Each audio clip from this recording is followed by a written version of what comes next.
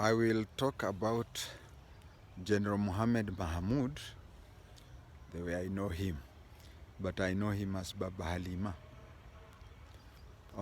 In 1982, during the attempted coup, we were staying in Garissa next to him. It was just a fence. You could talk to him from the other side of the fence. I remember people used to say that the house belonged to him, but I'd never met him. And in 1982, we had these fashion jeans trouser, which looked like the AP trousers that they put on today. But the side pockets were two. So I used to have that, and there was a relative of mine, not even a relative, somebody from home, who used to work with the military.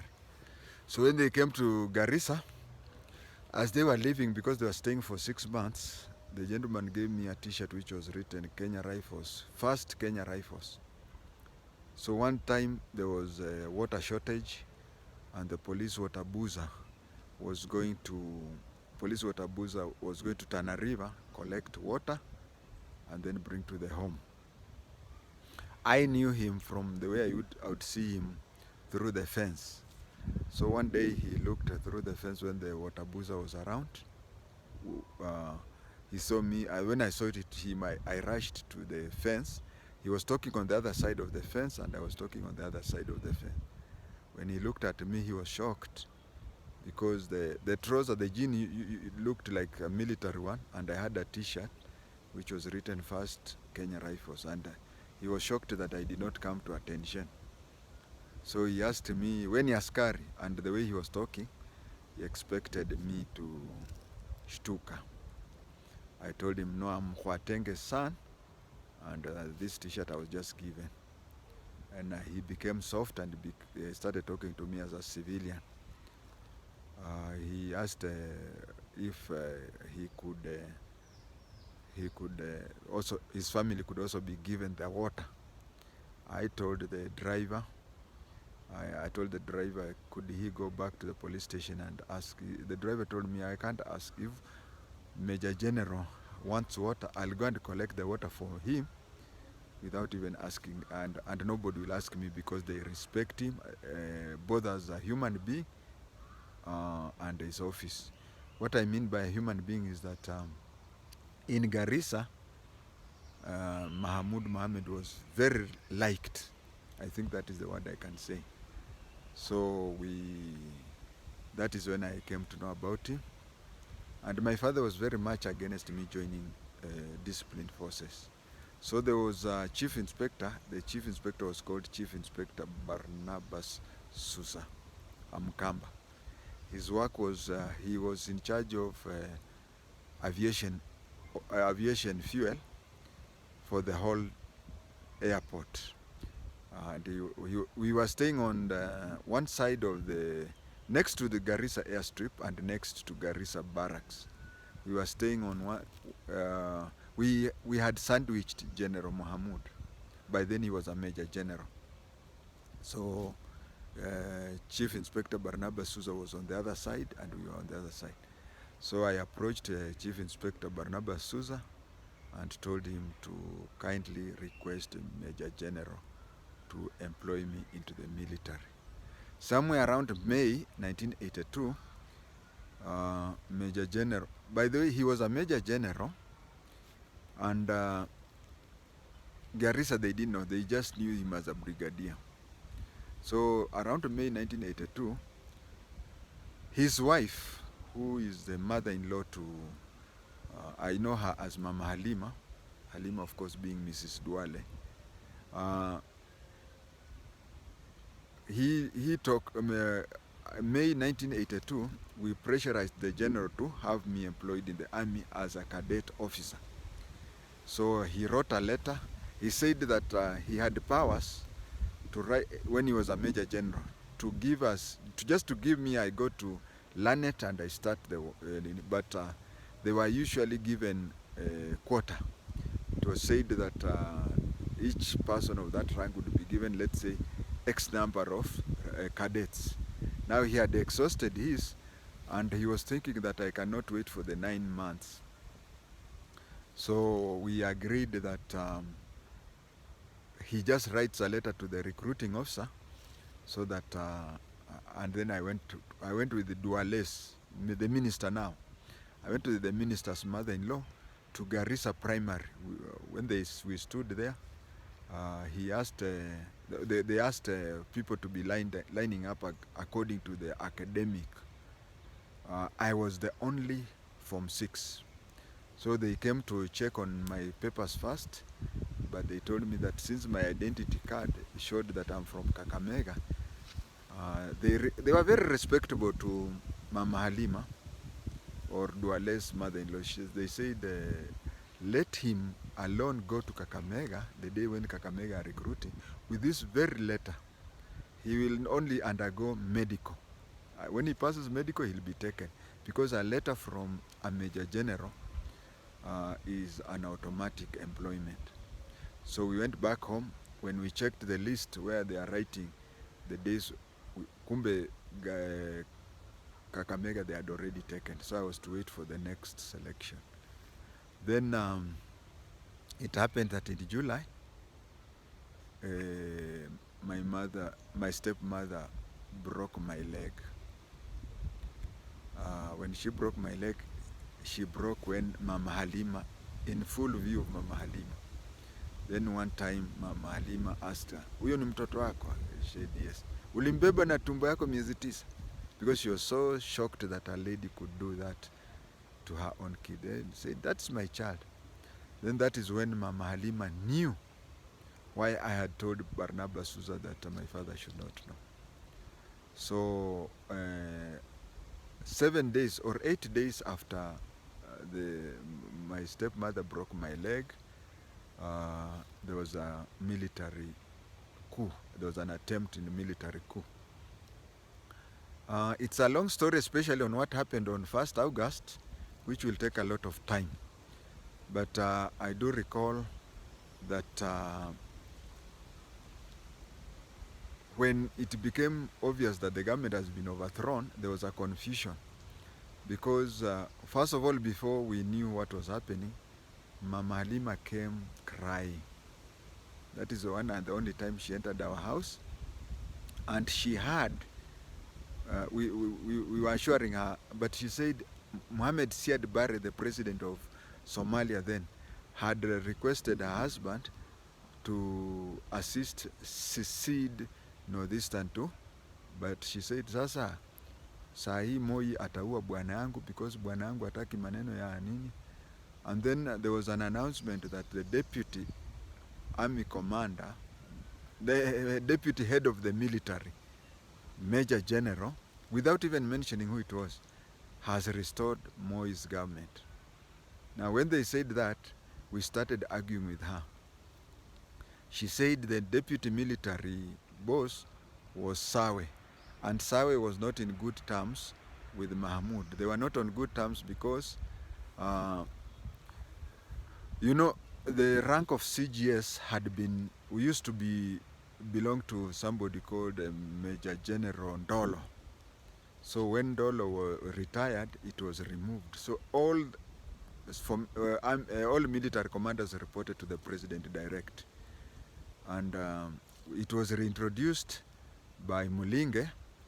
So when Mulinge was made that, Sawe was made a lieutenant general, and he was made the deputy to Mulinge. And Mahmoud became army commander for a short time. But then Sawe went and saw the president and said that deputy chief of general staff was nothing. He would even rather be made a major general and be given the army. So he was reverted back. His rank was deputy chief of general staff and the army commander. So Mahmoud reverted back to major general and deputy army commander. So there was obviously tension. So she was sure that, she was saying that the deputy military commander was Sawe. And we were saying, but they have mentioned the rank major general, that is your husband. We didn't stay long. Then they announced that Major General Mahmoud has returned, amerudisha serikali. If you walked in Garissa town that day, you'd hear them talking, brigadier, brigadier. They were so proud that time. And then there was also, I had forgotten, there was also a joke that when the Somali boss heard that Aluo had overthrown the president, he got annoyed because apparently when Tom Mboya was alive, he used to tell Kenyatta that achana na wa Somali, just push them all the way to Somalia and then take those boreholes, place poison there. When they come back, they drink and die. Saying, unapigania nchi ambayo hata huwezi panda mhogo. So there was an imaginary hatred between, I say imaginary hatred between Luos and Somalis. So later, the military came with so many gifts to Mama Halima, but she refused and said that she only wanted to see her husband. But the husband could not come because he was still, you know, he had just returned Moi to the seat and the capital was sensitive, there was sensitive and whatever. But he called her and assured her everything was okay. You know what? 1982 coup, because of age-wise and so on, and partly because Sawe was not on good terms with Mahmoud, he was going on retirement. But after that, he had to be made to start the Air Force and later on CGS. When he had cleaned up Nairobi and it was seen it is okay for him to come back to visit his family, he came to Garissa, and for the one and only time I ever stepped into his house, the one and the only time I ever stepped into his house, he told Chief Inspector Barnabas Sousa to call me. And I went. I was still limping because of what I've just said, broken leg. Then he told me, kijana usijali, the president has made me the head of the Air Force. Then he told me, you are going to join Air Force as somebody called admin officer. Admin officer is the person who deals with personnel or other non-technical issues. There is a major general in the Air Force, a lady. She's that one, or rather they call them GSO. GSO is what police call general duties. GSO is just a military officer, an infantry officer, I can say that. But you'll be putting on uniform of the Air Force. So he was telling me, he was advising me that after I complete the course, I would find that some NCOs, sergeants and senior sergeants, would be earning more than me because they are technical. People like the mechanics who make the planes, they are called flight sergeant or something like that. Then I just accepted. As I wind up, maybe you may wonder why I never ended up in the Air Force. My father there was an advertisement for direct entry inspectors in the police, and they wanted graduates. There was a push for me, both me and my father's colleague, for me to apply, but my father was, I remember him even telling me in vernacular, siku gani uliwahi kanyaga ndani ya university, because it had been written that they are looking for graduates. Then later on, there was a course in Kiganjo for gazetted officers, traffic gazetted officers, and my father attended the course. When he attended the course, he found that out of the 25 people, cadets who were taken as cadet inspectors, out of 25,